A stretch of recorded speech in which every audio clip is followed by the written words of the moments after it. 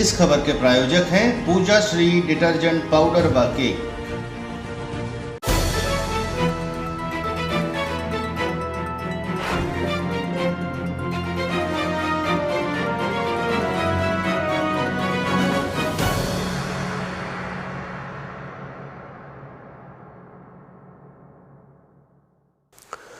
नमस्कार, मैं हूं केशव तिवारी और अलग अंदाज में रहती हैं खबरें हमारी। देश के अंदर भारतीय जनता पार्टी के पक्ष में माहौल है, ऐसा लोग कहते हैं। इसकी मुख्य वजह भारतीय जनता पार्टी की रीति नीति तो है ही, इसके अलावा जितने भी देश के अंदर विपक्षी दल हैं उन दलों की कार्यप्रणाली भी कहीं ना कहीं भारतीय जनता पार्टी को मजबूत करती है। इसका अंदाजा इस बात से भी लगाया जा सकता है कि बिहार के मुख्यमंत्री नीतीश कुमार ने इंडिया गठबंधन को खड़ा करने में जी जान लगा दिया, लेकिन देश के अंदर जिस तरीके से सियासी हवा बह रही थी उसे भांपने में नीतीश कुमार ने कोई गलती नहीं की। नीतीश कुमार को यह बात स्पष्ट समझ में आ गई थी कि यदि इंडिया गठबंधन के साथ लोकसभा चुनाव लड़े तो राजनीतिक भविष्य खतरे में पड़ जाएगा। इसलिए उन्होंने आनन फानन में पलटी मारी और भाजपा के साथ आ गए। भारतीय जनता पार्टी देश के अंदर कितना मजबूत है यह तो अपने आप में एक अलग सवाल है, लेकिन कांग्रेस ने पूरे देश के अंदर अपने आप को इतना कमजोर कर लिया है जिसके चलते भारतीय जनता पार्टी आज की तारीख में और मजबूत हो गई है। जिस तरीके से कांग्रेस की कार्यप्रणाली दिखाई पड़ रही है उसे देखते हुए तो ऐसा नहीं लग रहा है कि आने वाले 10-20 वर्षों में भी कांग्रेस पलटकर केंद्र में सरकार बनाएगी। एक समय होता था कि कांग्रेस की टिकट ही जीत की गारंटी हुआ करती थी, लेकिन आज की तारीख में चीजें बदल गई हैं। आज की तारीख में भारतीय जनता पार्टी की टिकट ही जीत की गारंटी है। इसीलिए 17 लोकसभा सीट से टिकट मांगने वालों की लंबी फेहरिस्त है। एक समय होता था कि भारतीय जनता पार्टी के पास स्वयं लोकसभा का चुनाव लड़ने की हैसियत रखने वाला नेता नहीं था। इसीलिए भारतीय जनता पार्टी ने समाजवादी पृष्ठभूमि के नेता रामानंद सिंह को भारतीय जनता पार्टी ज्वाइन कराया, उन्हें भारतीय जनता पार्टी से टिकट दिया। रामानंद सिंह 2 बार सांसद भी रहे, लेकिन उनके ऊपर कुछ इस तरीके के आरोप लगे जिसके चलते भारतीय जनता पार्टी ने उनका टिकट काट दिया। इसके बाद भी भारतीय जनता पार्टी के पास लोकसभा का चुनाव लड़ने की हैसियत रखने वाला कोई व्यक्ति नहीं था। इसीलिए वर्तमान सांसद गणेश सिंह को जनता दल से भारतीय जनता पार्टी ज्वाइन कराया गया। उस समय गणेश सिंह जिला पंचायत के अध्यक्ष थे और उन्हें टिकट दी गई। आज की तारीख में गणेश सिंह 4 बार लगातार सतना से सांसद हैं। गणेश सिंह सतना विधानसभा का चुनाव क्या हारे, सतना लोकसभा से टिकट मांगने वालों की बाढ़ आ गई। पिछले चुनाव तक लोकसभा की टिकट मांगने वालों की दिशा में कोई सोचता भी नहीं था। लोग यह मानकर चलते थे कि गणेश सिंह की टिकट फाइनल है और टिकट मांगकर गणेश सिंह से विरोध क्यों लेना। लेकिन आज की तारीख में जितने लोग टिकट मांग रहे हैं उनमें से कुछ लोगों की हैसियत पार्षदी का चुनाव जीतने की नहीं है, लेकिन टिकट तो मांग रहे हैं। सतना लोकसभा से गणेश सिंह के अलावा अगर नाम गिनाए जाएं तो 1 दर्जन नाम हवा में तैर रहे हैं। सतना लोकसभा में 2 नाम ऐसे हैं जो जनता के बीच में यह कहते घूम रहे हैं कि हमारी टिकट तो पक्की है, बस घोषणा होना बाकी है। तमाम नेताओं के बीच में एक नया नाम और टिकट मांगने लगा है जिनका नाम है कमलेश पटेल। गुजरात की पृष्ठभूमि से हैं, सतना में व्यवसाय करते हैं। उनके समर्थक भी यह कह रहे हैं कि पूरे देश को इस समय गुजरात लॉबी चला रही है, इसलिए गुजरात का होने के नाते उन्हें गुजरात लॉबी टिकट दे सकती है। बीते कई वर्षों से कमलेश पटेल राजनीति की पिच पर न तो बैटिंग करते दिखाई पड़े, न बॉलिंग करते दिखाई पड़े और न ही फील्डिंग करते दिखाई पड़े। यह अलग बात है कि वह ड्रेसिंग रूम में बैठकर 13वें 15वें खिलाड़ी के रूप में राजनीतिक खेल का आनंद दूर से लेते रहते हैं। अचानक से उनकी राजनीतिक सक्रियता जिस तरीके से बढ़ी वह चौंकाने वाली थी। सतना शहर में जितने लोग भी टिकट मांग रहे हैं सबके टिकट मांगने के अलग अलग अंदाज है।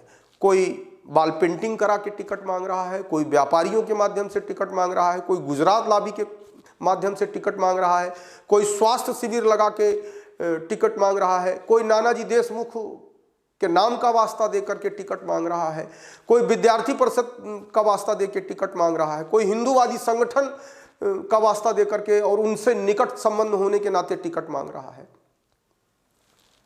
कोई पिछड़ा होने के दावा करके टिकट मांग रहा है, कोई अगड़ा होने का दावा करके टिकट मांग रहा है, कोई सक्रिय नेता होने के कारण टिकट मांग रहा है। ऐसे तमाम दावे हैं। गणेश सिंह 4 बार के सांसद हैं, इसलिए वो पूरी तरह से आश्वस्त हैं कि उन्हें टिकट मिल जाएगी। यदि गणेश सिंह की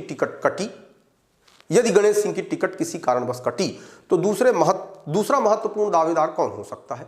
सबसे पहली बात आती है कि यदि पिछड़ा वर्ग की टिकट कटी और पिछड़ा वर्ग में ही टिकट दी जानी है तो आज की तारीख में जिले के अंदर जाना पहचाना नाम योगेश ताम्रकार का है। हालांकि वे सार्वजनिक तौर पर कहीं भी टिकट की दौड़ पर नहीं दिखाई देते, न ही उन्होंने मीडिया के माध्यम से कोई बात चलाई और न ही जनता के बीच में।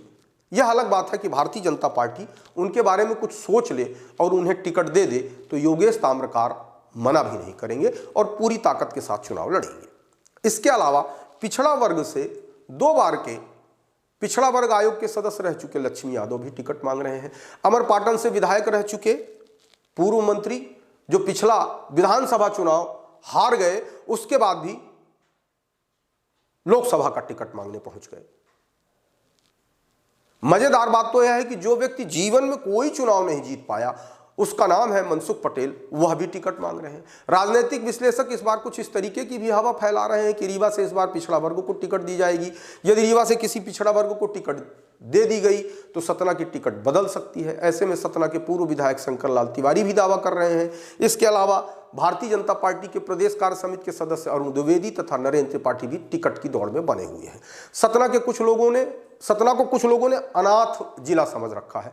कुछ आसमानी नेता भी टिकट की दौड़ में बने हुए हैं। वैसे इस बात की उम्मीद कम ही है कि कोई उम्मीदवार आसमान से टपकेगा, लेकिन फिर भी आसमानी उम्मीदवार भी अपनी चर्चा बनाए हुए हैं, जिसमें किसी जमाने में नाना जी से जुड़ी हुई नंदिता पाठक का भी नाम टिकट की दौड़ में चल रहा है।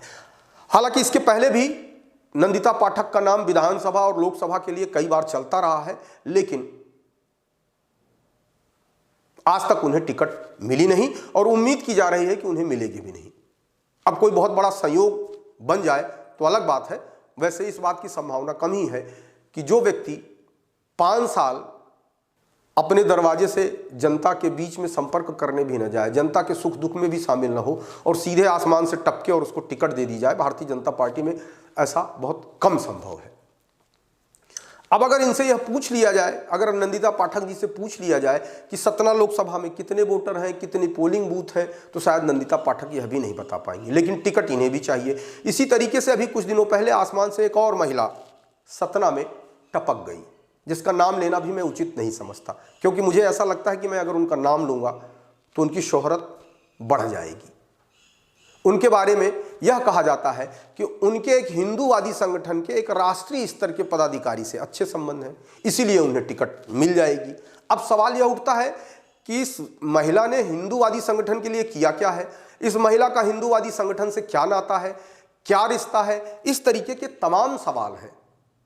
लेकिन बैनर, पोस्टर, होर्डिंग लगाकर पूरे शहर को इस महिला ने पाट दिया। आज की तारीख में सतना जिले का मीडिया जितना कवरेज इनको देता है उतना शायद किसी जमीनी नेता को नहीं देता, क्योंकि उस जमीनी नेता के पास इतना पैसा मीडिया को बांटने के लिए नहीं है। किसी नेता ने कहा था कि यदि मीडिया ही चुनाव जिताता और हराता तो मीडिया घराने के मालिकान लोकसभा और विधानसभा में बैठे होते।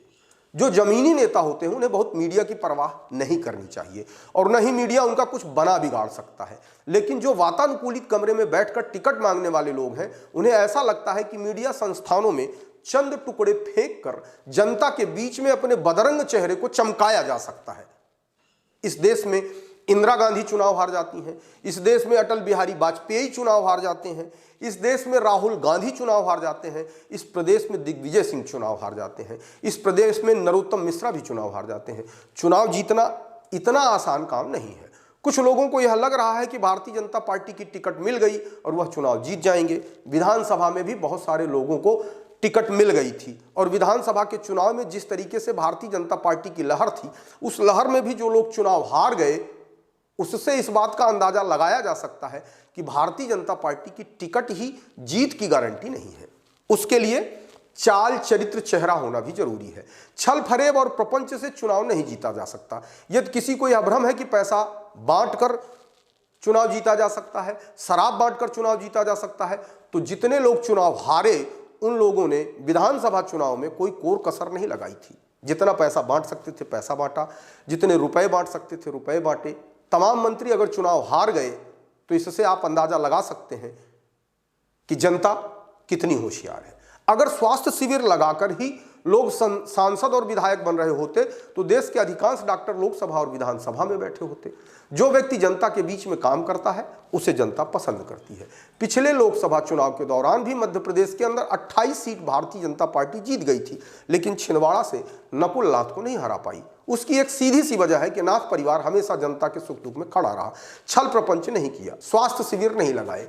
सतना जिले के अंदर टुकड़ों में बिकने वाले नेता, कुछ मीडिया कर्मी भले ही इस बात का हल्ला मचा ले, भले ही इस बात का भ्रम फैला दें कि टिकट फलाने को मिल रही है, टिकट ढिकाने को मिल रही है। भारतीय जनता पार्टी फलाने और ढिकाने को टिकट नहीं देती।